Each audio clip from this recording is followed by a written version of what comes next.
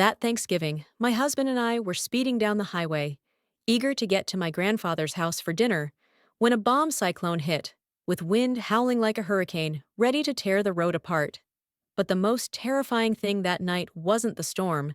It came from a phone call. Jennifer, my husband's best friend, was screaming, gasping into the microphone. Magnus, I'm going into labor. Magnus didn't take even 3 seconds. He slammed the brakes, threw me out of the car, and turned back to rush his mistress to the hospital. He left me to die in the dark without a shred of mercy. But when he came back, what he saw would etch itself into his memory for the rest of his life. The gentle woman he once knew had been reborn, returned cold, proud, and carrying a truth that would drag him and his lover into a lifetime of nightmares. My name is Adeline Hayes, 35 years old, a quiet and gentle woman working at a charitable veterinary clinic in Seattle. My husband's family has always looked down on me, for my modest background, for a job they deemed unworthy of someone married to Magnus Hayes, a CEO in the defense tech industry. For the past 5 years, I've never revealed my true identity. The only granddaughter of Jonathan Vance, retired Marine Corps colonel, real estate tycoon, and owner of dozens of housing complexes for retired servicemen. On the night before Thanksgiving, as I set the chicken stew on the table, I made myself very clear to Magnus. We've spent Thanksgiving dinner with your parents 5 years in a row, so this year, we're going to Tacoma to have Thanksgiving dinner with my grandfather, Jonathan. He paused for a moment, gripping the knife tighter, unaccustomed to hearing me make a decision. He gave the usual excuses: traffic, emergency meetings, quarter-end work. But I just looked him in the eye and repeated, "Tomorrow, we're going." Eventually, he gave a reluctant nod. I thought if he would just go, we might still have a chance. But the next afternoon, Magnus came home nearly 40 minutes late, his coat reeking of a perfume I'd never worn. His expression strange, like he'd just lived through something he couldn't, or wouldn't, explain. I asked only, "Are you ready?" He said, "Yeah, let's go," but couldn't meet my eyes for more than 2 seconds. We left Seattle under a sky darkening to leaden gray. On the radio, they kept warning of a bomb cyclone, wind gusts up to 74 miles per hour, hurricane-force gusts. Rain lashed the windshield like cold fists clawing at the car. I stared at the I-5 ahead, slick and glistening. Headlights blurred through a curtain of white rain that looked like smoke. Magnus was different. The entire drive, his eyes were on his phone, the glow of the screen lighting up his face more than the streetlights ever could. He chuckled softly a few times, typed constantly, then tilted the screen away when he noticed me glance over. It wasn't the first time he'd been distracted behind the wheel, but that night, with weather alerts blaring, wind slamming against the car like it was trying to peel the metal off, the restlessness in him chilled me more than the freezing air outside. I meant to tell him then, what I had kept hidden for years, that Jonathan wasn't just the old man in Tacoma, as Magnus always half-listened and dismissed, but the man behind one of the largest real estate empires on the West Coast. That I was his heir, that our lives would change after this Thanksgiving dinner. But I didn't get the chance. Magnus's phone rang. A name lit up on the screen. Jennifer, the beauty TikToker with 2 million followers, the one he always called just a friend.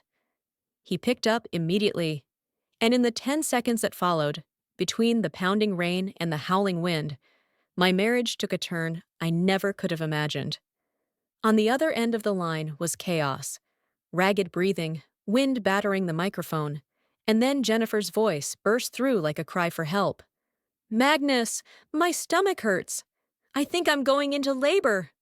Magnus froze like someone had yanked a cord tight. "Where are you? Are you alone? Don't be scared. I'm coming back." He spoke without thinking, already reaching for the wheel to turn the car around, while I was still trying to convince myself I must have misheard. I placed a hand on the dashboard, my voice calm to the point of terrifying.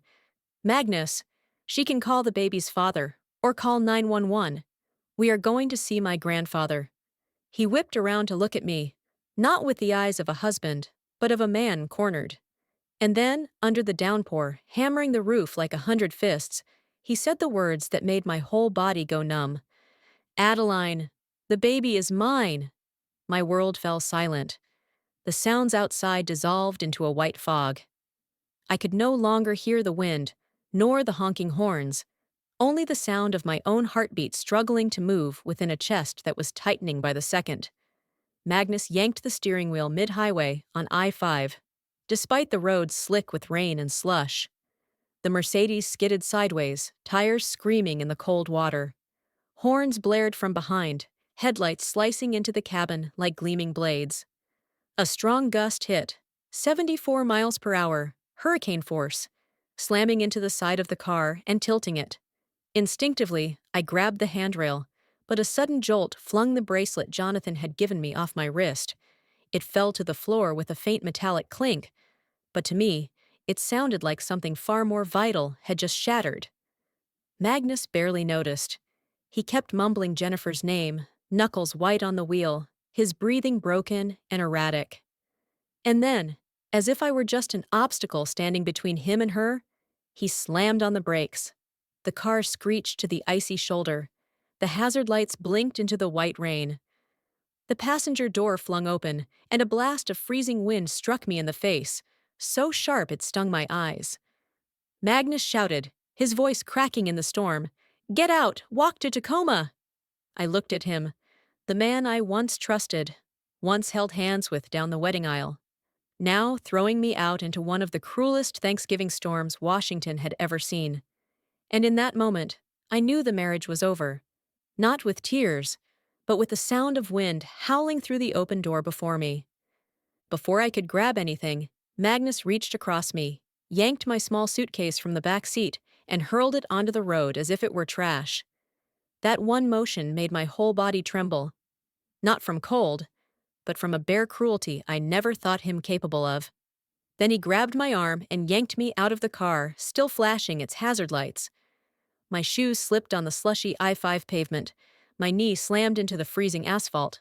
But Magnus no longer cared. He just wanted me out of his car as fast as possible, as if I were an obstacle in his path to Jennifer. The moment my feet hit the ground, the wind slapped my face so hard it felt like a blow. It was strong enough to tilt the car, nearly 120 kilometers per hour. Snow pelted my skin in stinging bursts, each flake like a needle. Within seconds, my coat was dusted white, my hair whipped around violently, the wind tugging hard enough that I nearly toppled backward. Magnus didn't look at me again. He climbed back into the driver's seat and slammed the door shut. A single click of the electric lock. A tiny sound, but enough to sever what little remained between us. And then, he drove away. The red taillights of the Mercedes faded into the white curtain of snow, leaving me alone on Thanksgiving night. Alone. On the I-5 highway, with temperatures below freezing and wind strong enough to rip traffic signs from the ground. I stood there, unmoving for several seconds, until I realized my phone wasn't in my pocket. I searched my jacket, my jeans, the lining of my coat. Nothing but a soaked tissue. A chill shot down my spine as memory kicked in. I'd left the phone on the passenger seat, right next to Magnus. He was gone, taking with him the one thing that could have saved me. The cold seeped into my legs, making my calves cramp. My breath came out in heavy fog, gusting like smoke in front of me. I bit my lip until it bled, trying to hold back the shaking. The wind roared, burning my eyes until I had to squint. Maybe. This is the fear people dread most. Not of dying, but of realizing someone chose to abandon you. As I staggered backward, pressing close to the guardrail for shelter, a thought flashed through me. Maybe I'll die before I ever see Jonathan again. The thought was ice cold and hurt like someone had clenched my heart with both hands. But just then, as my hand touched the metal rail, a sharp metallic sound startled me. I looked down at my left wrist. Apple Watch. I'd worn it since morning to track steps at the clinic, and this was one of the rare days I hadn't taken it off. My fingers were trembling, nearly frozen stiff, but I still pressed and held the side button. The screen lit up, foggy from steam and snow, but I could still see the familiar name appear on the quick call interface. Grandpa Jonathan. I tapped it. The connection was slow, because of the storm, the ice, because I was standing in the middle of a highway. Then his voice came through, strong but so panicked I hardly recognized it. Adeline, where are you? What happened? I opened my mouth to answer, but my lips were stiff, shivering. And then I broke down. Not because of betrayal, not because I was abandoned, but because, for the first time in 5 years of marriage, someone was truly afraid of losing me. Standing in the middle of a blizzard on the highway, my tears mixed with the freezing rain, and I sobbed out loud. Grandpa, I don't know where I am. On the other end, Jonathan's voice turned hard, so hard that I felt cold just hearing it. Stay where you are. Don't move. I'm having my team triangulate your Apple Watch. Don't hang up. Don't go anywhere. I could only nod, even though he couldn't see me. 2 minutes later, he said something I never imagined I'd hear in real life. Adeline, stay calm. My team is on their way. I didn't know what on their way meant until I saw two beams of white light sweep down onto the road from above, followed by the roar of rotor blades splitting the sky. At first, I thought it was rescue trucks, maybe state troopers. But no. The sound was too loud, too close, too powerful. Military helicopters. Within seconds, the entire stretch of I-5 lit up with high-powered floodlights from two descending Black Hawks, their blades whipping the snow into white cyclones. And then, behind me, came the heavy thrum of engines. The kind you don't hear from civilian vehicles. I turned around to see four armored black SUVs pulled into formation along the shoulder, red and blue lights flashing through the snow like a national rescue operation. The doors burst open at once, and a team of former Special Forces soldiers in storm gear, headsets on, stormed out, shouting through the cold, "Secure the principal!" Snow sprayed as they ran toward me, formed a windshield around me, wrapped thermal blankets around my shoulders, helped me stay upright. One knelt to eye level, checked my pupils, and asked, "Miss Adeline? We're here on Mr. Vance's orders. Are you injured?" I could barely respond, my lips numb from the cold, but I gave a faint nod. Just as they were preparing to load me into the first SUV, another beam of headlights cut through the distance. Magnus's car. He braked hard, skidding over the ice-slick pavement, jumped out, and ran toward us, shouting, "Adeline, your phone!" He froze. His whole body stiffened at the sight of the four armored SUVs, the two Blackhawks spinning down, and the team of elite operators surrounding me like I was someone untouchable. I'd never seen his face drain of color so fast. He took half a step back, lips dry, voice cracking like someone I didn't know. "Adeline, who are you?" I looked at him, not angry, not hurt, just the truth I'd stayed silent about for years. "You never cared enough to ask." The agent closed the SUV door behind me as I was guided into the back seat, wrapped in another thermal blanket. Jonathan was already inside, eyes red with worry, but his hand on my shoulder was so warm I almost cried again. The door closed, the armored engine hummed to life, and the convoy started moving. Outside, Magnus stood alone in the snowstorm, the helicopter spotlight sweeping over him like a bright, silent verdict. The rotors picked up again, and the two Blackhawks flew overhead, escorting us off the I-5. It all ended the moment I left that place. My 5-year marriage, with all its patience, hopes, and forgiveness, ended at the exact moment Magnus came back just to return my phone, only to finally see the truth about the woman he had never truly paid attention to. 30 minutes later, the convoy pulled into Scatter Creek Rest Area, and Jonathan and I were airlifted onto one of the Black Hawks, flown straight to the Vance family's high-security estate in San Francisco, with the speed and precision of a military operation. And I knew. I had just stepped out of my own private hell, and straight into the world I truly belonged to. When we landed on the rooftop helipad of the San Francisco estate, I was still shivering, more from cold than fear. Jonathan's people took me straight to the in-house medical level, a private clinic he'd built after a minor stroke at 70. They wrapped thermal blankets around me, removed my soaked shoes, replaced my socks, took my blood pressure, checked for hypothermia. An older nurse with a voice rough from too many emergencies placed a hand on my shoulder and said, "You're safe now, honey. You're home." After a stabilizing injection, they guided me to the marble-tiled shower, where hot water poured down over me like it was washing away both snow and everything that had just happened. I stood against the wall, watching steam fog up the mirror, and for the first time since being pushed from the car, I let myself breathe deeply, without fear the wind would steal that breath away. When I stepped out in a clean, cotton-scented robe, Jonathan was already waiting on the sofa, legs braced on a polished wooden cane, his face still flushed with worry. He stood slowly, but his hug was firm enough to make my entire body go slack. "I'm sorry, I should have pulled you out of that man's life sooner." I shook my head, not wanting to turn the night into another indictment. I simply said, "I'm here now, that's what matters." But Jonathan wasn't one to let things go. Once he was sure I was okay, he had me escorted to a guest suite while he headed straight for his office.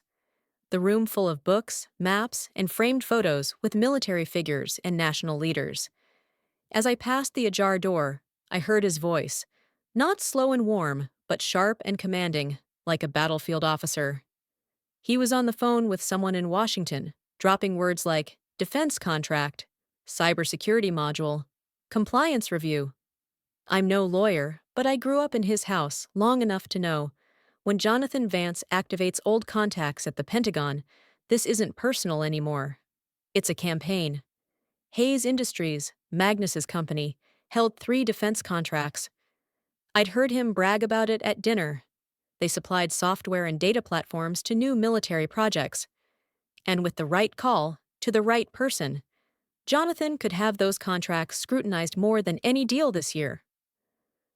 I heard him mention the Inspector General's office, audits of strategic consulting, and intermediary costs, what regular people call bribes. When the IRS gets looped in, every account, property, and asset can be frozen for review. Sitting in a lounge near the kitchen, I was handed a cup of cinnamon honey tea. I wrapped both hands around it, letting the heat seep into my numb palms. Somewhere, behind thick estate walls, the oversight machine had begun. One call, one classified email at a time. I didn't know the details, but I knew the playbook.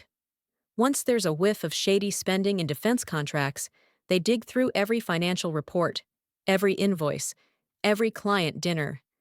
If they find a single vague consulting fund or shell company, it won't just be the DoD involved. The IRS will come too. I sat there, fingers on a hot cup, eyes unfocused, not feeling vengeful. Not sad. Just empty. Like my body had just undergone surgery, and someone had cut out a tumor that had lived inside me for years. Jonathan came in, closing the door behind him. He didn't sit down right away, just stood at the window staring at the rain-soaked lawn.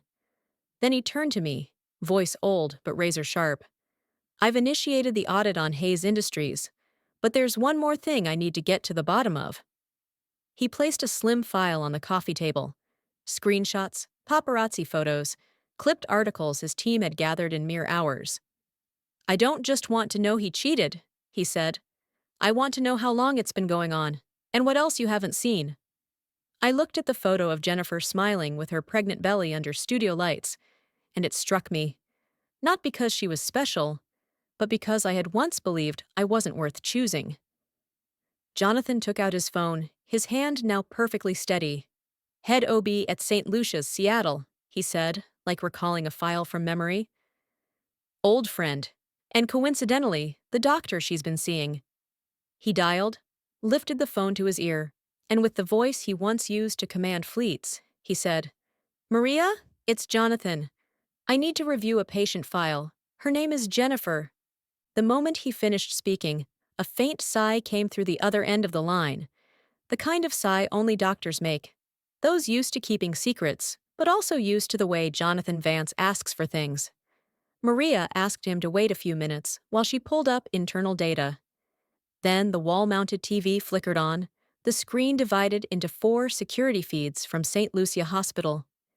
In the quiet sitting room, only the wind outside and the clicking of Maria's keyboard could be heard. All right, I'm bringing it up now. The first frame appeared. Jennifer seated in the waiting area, hands on her belly, hair draped over her shoulder, and Magnus standing next to her. He bent down to tie her shoelaces. I recognized the coat he said he wore to a technical team meeting. This was 3 weeks ago, Maria said. And this... She switched to the second frame. 2 weeks ago. Magnus appeared again. Again with Jennifer. Again tending to her like she was the most precious thing in his life. I didn't react. I didn't cry. I didn't shake. I just felt an emptiness, as if someone had opened a vast room inside me and swept everything out. Then, Maria said something that stilled the whole room. But 3 days ago was different. The footage shifted. Jennifer was in the waiting room again. But this time, it wasn't Magnus who appeared. It was another man. Taller, younger than Magnus by a few years, wearing a brown leather jacket, left hand holding a raincoat, right hand pulling Jennifer into his chest for warmth. And then, in front of everyone, he held her hand and kissed her forehead like a real husband. Jonathan furrowed his brow. I tilted my head slightly. Maria zoomed in. That's when we saw the wedding ring on the man's left hand. That's Hunter, Maria explained. Hospital records show he signed in as the legal guardian at her most recent visit. She paused. Only someone extremely close, or the father of the baby, is allowed into the ultrasound room. I stared at that image for a few more seconds. The two of them sitting close, chatting warmly. Jennifer's hand on his cheek, his hand on her belly. The kind of intimacy Magnus never once gave me in 5 years of marriage. Jonathan set his teacup down with such force that the liquid splashed. Magnus didn't just betray you, he said in a low voice. He got played by her. I kept looking at the screen, and for the first time since Jennifer's phone call, my heart no longer hurt. It just felt cold, like a frozen lake surface. Maria then sent a PDF to the screen. The first line read, "Non-stress test, possible dual paternal markers detected." I understood immediately, signs of 2 possible fathers. Jennifer hadn't just slept with Magnus, she'd also slept with the ring-wearing man, Hunter. I exhaled, light as if releasing something heavy. They deceived each other, I said, voice flat, like commenting on the weather. Jonathan leaned on his cane, his knuckles pale from pressure. He no longer looked like a worried grandfather. He looked like a man who once commanded a battalion in the field. His words came slow but sharp as steel. The game has just begun. Jonathan's voice had the weight of cold metal clashing. I sat still in my chair, hands still cupped around the warm tea, and within minutes, I understood that when a man like him says the game is beginning, no one in it stands for long. That night alone, his phone rang nonstop. Calls from Washington, Arlington, Virginia, even old advisors from the Pentagon. I caught pieces of sentences through the Ager office door. Expedite the file. Recheck intermediary funding sources. I want every single consulting fund reviewed immediately. No one argued. No one delayed. They followed orders as if from a commander, not a nearly 80-year-old man. By the next morning, as I walked into the kitchen for hot water, the first internal bulletin had arrived. The Department of Defense was suspending its contract with Hayes Industries. I understood the language. Suspending meant they found a problem. Suspending also meant canceling. It just wouldn't rattle the markets as hard. A few hours later, the Navy issued a separate statement. Termination of the software weapons module development contract, the one Magnus had claimed would cement his place among national tech leaders. It all vanished in a statement barely half a page long. By noon, the IRS stepped in. A leaked email from a financial reporter hit Twitter. IRS opens comprehensive investigation into Hayes Industries and CEO Magnus Hayes. I read it with absolute calm. No pain, just truth, finally realigning itself. That afternoon, Magnus's credit cards began getting shut down, followed by frozen personal and corporate accounts. A man who once used money as power now couldn't withdraw $20 from an ATM. His company's stock nosedived. Every time I glanced at the TV, a red ticker blazed across. Hayes Industries plunges 71%, then minus 90%, and by day's end, down to just 2% of its value. Seattle media howled like wolves smelling blood. They covered everything: shady consulting funds, dubious client expenses, shell contractors. The reporters Magnus used to dismiss, the ones he called cheap clickbait chasers, were now breaking stories so fast I knew they'd waited for this moment. Then the investors. Those who had once shaken Magnus's hand under spotlighted conference stages while he wore $2,000 suits, began filing class action lawsuits. By the second evening, Seattle's biggest law firm formally took the case, estimating damages in the hundreds of millions. The final piece in the collapse hit me hardest. The Bellevue penthouse was seized. The home where I was once treated like an unwelcome guest. The place Magnus had called a symbol of success. The space I had scrubbed clean of spilled wine from his rowdy networking nights. They said he left with nothing but a backpack. Everything else was locked down for investigation and bank possession. I stood by the large window of Jonathan's estate, watching San Francisco's lights shimmer, and realized that this collapse, a man, a company, an entire life built on arrogance, had unraveled in 48 hours. Not because I retaliated, not because Jonathan sought revenge, but because everything he tried to bury finally surfaced. A week later, I received a message from an unknown number. Adeline, I have no home to go back to. No tears, no excuses, just a sentence, bare, brief, and completely hollow. Magnus Hayes, the man who once said, "You can't live without me," was now sleeping under an awning near Highway 520, homeless exactly 1 week after he pushed me out of that car on I-5. I set the phone down on the coffee table, and for the first time in years, I felt a peace not because someone entered my life, but because a toxic presence had finally walked out. 3 nights later, as the fire in the hearth dwindled, Jonathan came in holding a thick yellow envelope. He placed it on the table like submitting evidence to a military tribunal. "Maria just sent this," he said, his voice low as distant thunder. "DNA results." I opened the envelope. The paper was still warm from the printer. The first line hit me square in the chest. Paternity probability, 0%.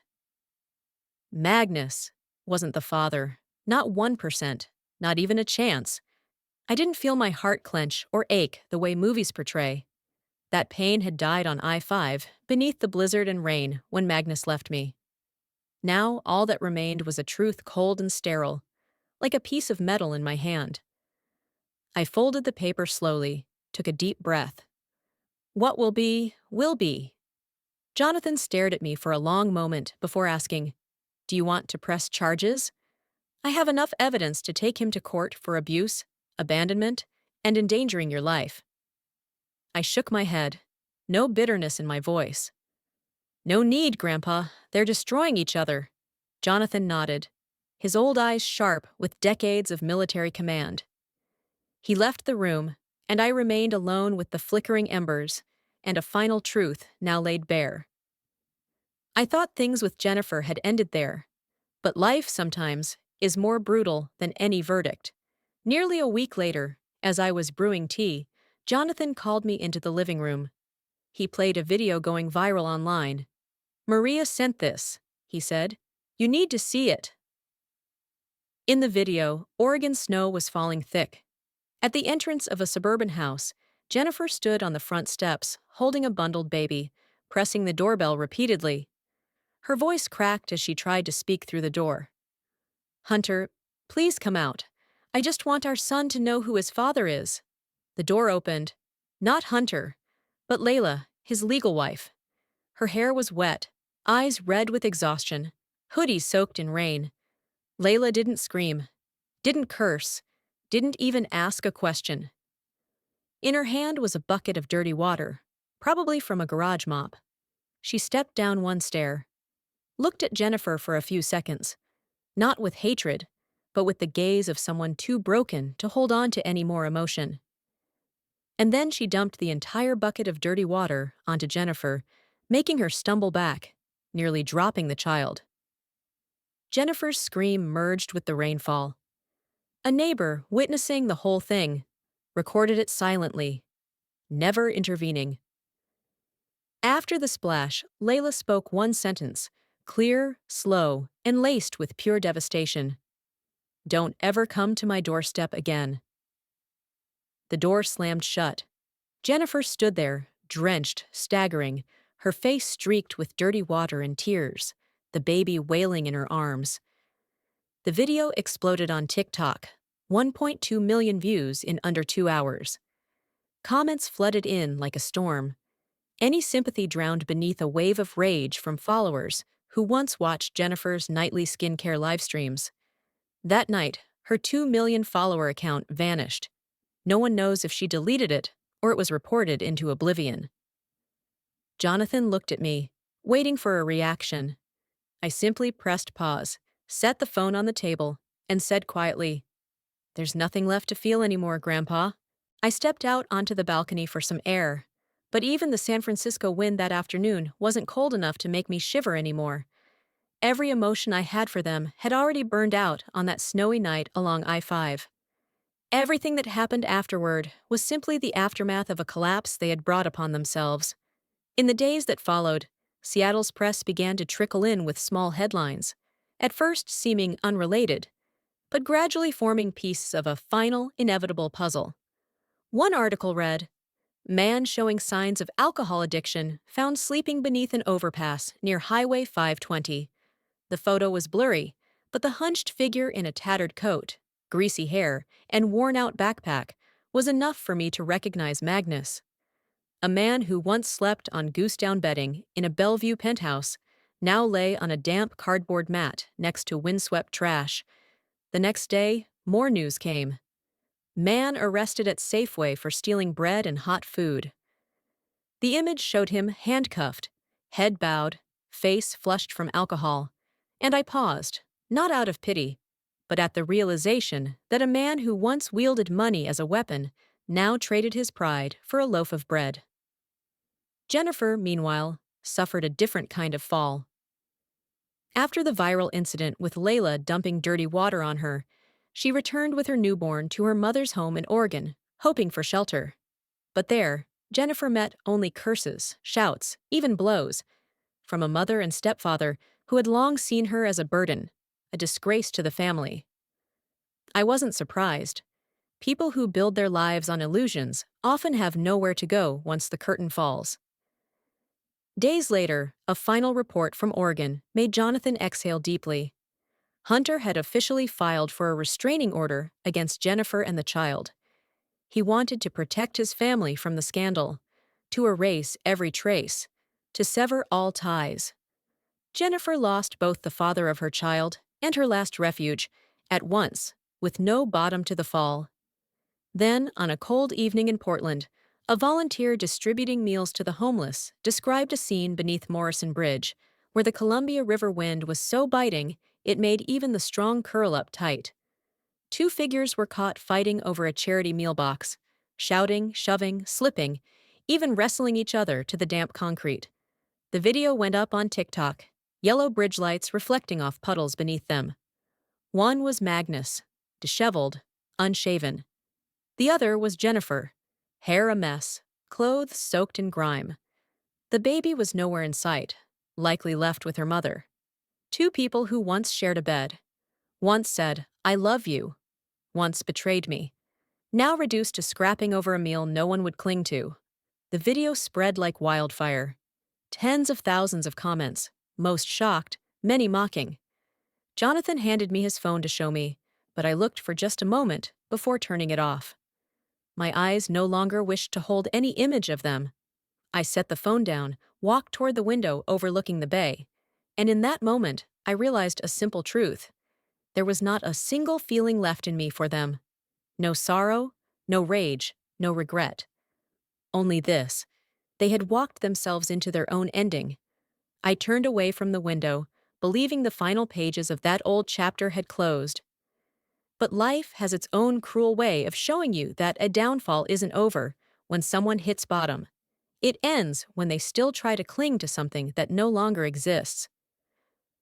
The next morning, as I prepared to go to the Vance Global Holdings headquarters, the chauffeur opened the door of the sleek black Maybach.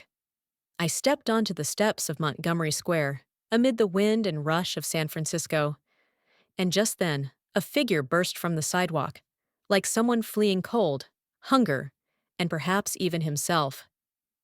Magnus. So gaunt I barely recognized him.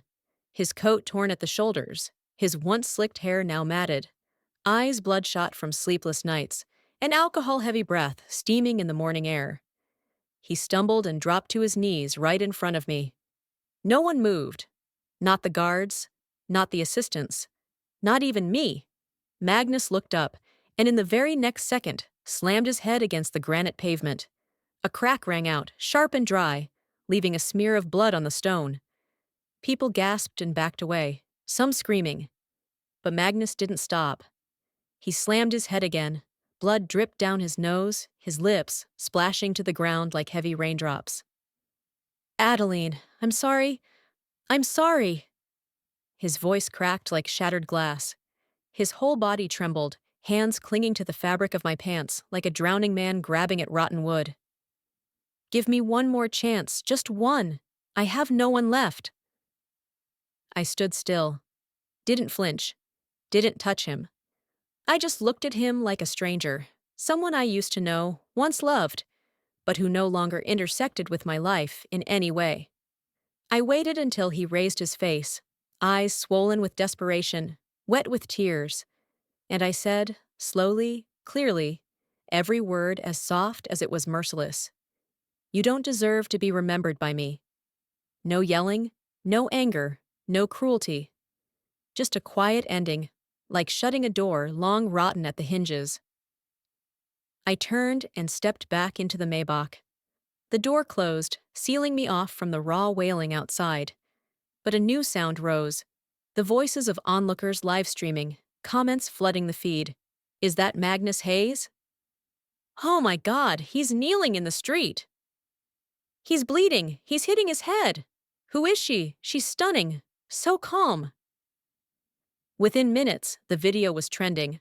I glimpsed my assistant's phone, millions of views climbing by the second. Beside me in the back seat, Ethan, CFO of Vance Global Holdings, sat silently.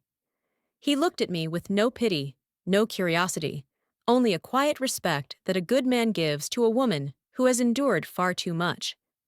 He asked nothing, offered no comment, just handed me a tissue. I took it, wiped the blood Magnus had left on my hand, then set the tissue aside. The car pulled away. Behind us, Magnus's screams were swallowed by traffic. And me. I felt a strange weightlessness, not because I was strong, but because, finally, I had stepped out of his shadow, forever. But the sky after the storm doesn't just appear on its own. It's built from days of quietly rebuilding a life, piece by piece, over the year following the moment Magnus knelt in the streets of San Francisco. I began with what had always nourished me since childhood, my love for animals. Returning to Vance Global Holdings, I restructured the entire family empire. Not to prove anything to the world, but to prove to myself that some wounds only heal when you turn pain into kindness. I established a veterinary relief fund for rescue shelters all along the West Coast, from Sacramento to Portland, from San Jose to Tacoma. Every time I saw an animal healed, adopted, or running freely in the yard of its new home, I felt like I too was part of that journey. A creature once abandoned, now finding its way back home. Through all those months, Ethan was there, quiet as a steady line in the wind. He never pried into my past, never asked questions that would force me to relive what I wished to forget. He simply stayed.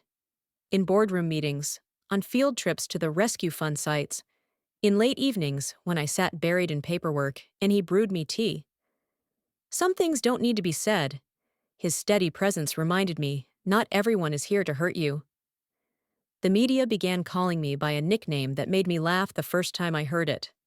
The quiet billionaire. The woman who appeared rarely, spoke little, but everything she touched changed. They didn't know that silence was the only armor I chose to keep. A year passed. Magnus vanished from my life like a leaf blown off a cliff. No one knew where he went, and no one cared to find out. Jennifer, too, disappeared. No more live streams, no more cries for sympathy, no glittering illusions. She chose silence, and I hoped, for once, that it was the right thing she did for herself. As for me, after that long year, I stood at the glass tower of Vance Global Holdings, looking down at the crisscrossing streets of San Francisco, and realized I had finally arrived where I belonged. I no longer looked back and asked, why? Everything I lost, I would let it stay quietly in the past. I had just turned 36, and at this morning's internal ceremony, Jonathan officially handed over the reins of the $25 billion empire to me. He called it retirement, but I knew he would still be watching over every step I took, just as he had all year. As I placed my hand on the polished walnut table in the grand boardroom, the morning sunlight reflected off the glass, showing me not as the woman once pushed from a car in a snowstorm, but as the head of a global corporation, the woman California media now called, somewhat grandly, San Francisco's newest young billionaire. The decisions I made over the past year, restructuring the flagship investment fund, reviving 3 green tech projects, and building a rescue fund network for veterinary care, had made enough waves that financial publications began calling me the fresh breeze of West Coast finance. But what moved me most wasn't the headlines or the numbers. It was the moment Jonathan stood beside me, his hand gently resting on my shoulder, his voice deep and warm like he was speaking to the little granddaughter from years ago. You've become stronger than I ever hoped. I turned to look at him, and in his eyes, I saw a pride so profound that for the first time in years, I felt I had truly completed the journey. Not to escape someone, but to become myself. If Adeline's journey made you feel even a little stronger, or simply reminded you that you are not alone in the path to reclaim your worth, please hit like, subscribe to the channel, and share this story with a woman you love. Who knows, it might touch her heart the way it touched yours. Wishing you a truly peaceful day.